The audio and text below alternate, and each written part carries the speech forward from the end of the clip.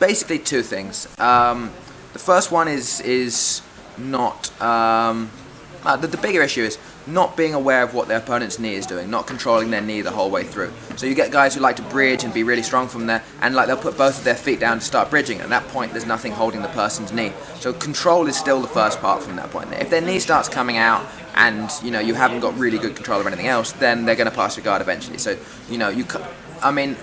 the problem is that for certain people who are explosive, and not necessarily really big guys or really strong guys, certain guys have a body type where that will work for them, where the idea is you're on the bottom and you just beast out and you move quicker than they can adjust their base, and then you can take them over, and that will work. But that doesn't work for me because I'm not a particularly explosive guy when it comes to that. Or maybe I am, but I second guess myself too much and I go, well, what will happen? I'm so aware of what can go wrong that I don't do it with 100% commitment. So everything I do is kind of slow and controlled as best as it can be, unless I'm desperate, I guess. But yeah, it's people who try to bridge up and whatever, and just don't keep the awareness of what the person's knee is doing, or they try and they can't coordinate what their legs are doing and what their hands are doing. In the same way that if you try to play spider guard just with the hands, it's not going to work from that point there. So you need to or just with the legs, you need to have the things working together. But it's because the legs are so separate from the rest of the body there, people get caught up with what the hands are doing and they forget how important all this leg work is. And it's even harder because you can't see it.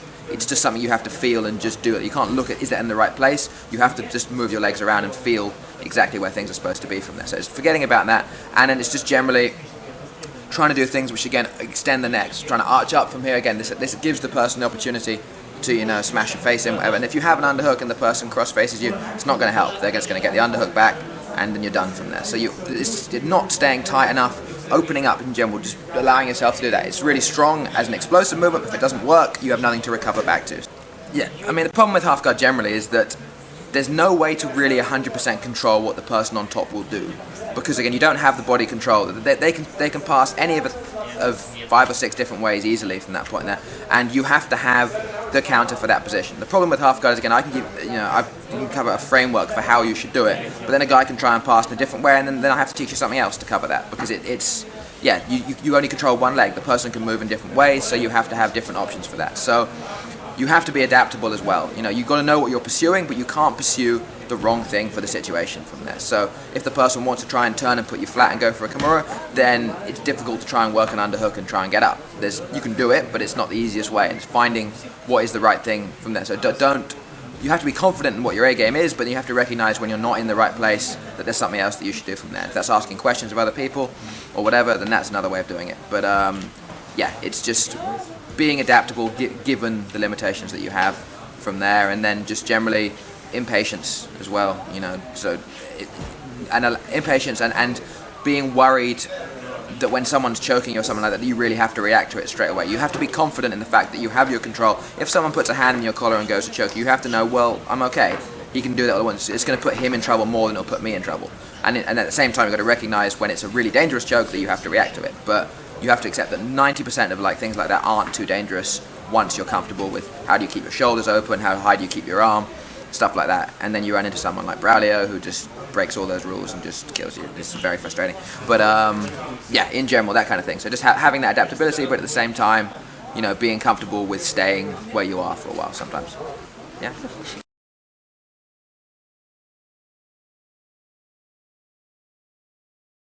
Thank you to Scramble for, again, always hooking me up with everything from there and helping me doing what I do, and just everyone really. I mean, I know a lot of people all across the world. It would take a long time to name most of them, but everyone's been very helpful. It's a really, really welcoming community, and again, I wouldn't be able to do what I do without people out there who are willing to help me and willing to, just extend, all these offers and all this assistance the whole time. So just basically thank you to everyone, and in turn thank you to everyone who's taught me something. Thank you to everyone who's, yeah, I mean, I can't name, like, pretty much every technique I do regularly, I can point to a different influence, someone else from there.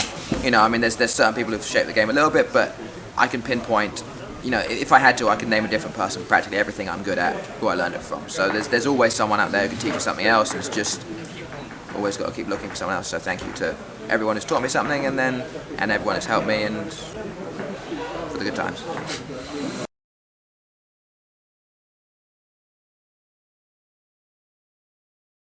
The important thing really is defending the crossface here. The underhook itself is annoying, but the crossface around here is what's going to kill me from here. So if he, again, a lot of guys will punch an early underhook, whether I have like a knee shield here, or whether I'm just here and here. If I can keep this across it, this is not the end of the world until he can control my head on this side. So a common thing that I like to do to defend across here is, again, once this has already happened from there, I'll try and bring my knee out a little bit across here. Reach just over his back a little bit here. Again, sometimes you can attack triangles, but the problem tends to happen to do that, I have to pass here. As soon as I do that, he goes, he's holding my arm for, no, not so much that, but he's holding my arm for a reason. He doesn't like that. He tends to back out, pull it away, whatever. I want to be a bit more subtle than that. So he has an underhook. I'm in the half guard across here. I have head control across from there. So I will start to free my knee out a little bit across there. I will reach over his back a little bit across here.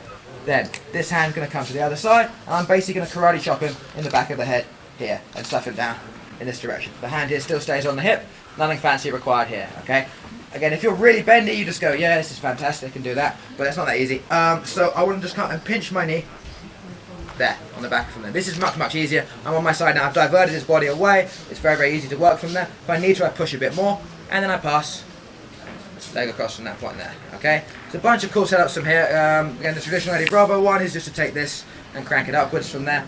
I tend to try and do the slightly more flexible version, but we're going to stick for the one for normal people. So basically I have this across, I just push the head away a bit, face out, and free my leg across to here, okay? So I'm here, he has an underhook across from there, yeah, again, whichever way it is, fine. I reach over the back to begin with, just to make sure I've got a little bit of that starting diversion. I don't want his head on this side of my body here, because now I can't turn it. So I just reach over, just subtle, nothing too obvious because there. Karate chop, a bit more obvious. Knee up, okay? And just pinch this in again. My foot is here. Don't do this first. Again, common mistake. If I try and force this, again, unless I'm hyper flexible, there's now nothing stopping him coming back towards me in this way, and your flexibility falls apart. Unless you have enough flexibility just in your knee to hold his entire pressure down, which most people don't. Again, a bit of practice, you can do cool stuff. But anyway, this pins down across there, and this keeps him diverted across from there. Push the head a bit more. Just pass from there. Okay, if you want to, again, there's flashy versions where you can start stretching through both of his legs, locking your legs up. That requires more flexibility, don't worry. I have the control across here. So he can't roll yet because my foot is still trapped inside his leg here. So there's nothing really to worry about from there. So I'm just going to base, pull my leg out, and get through the hip.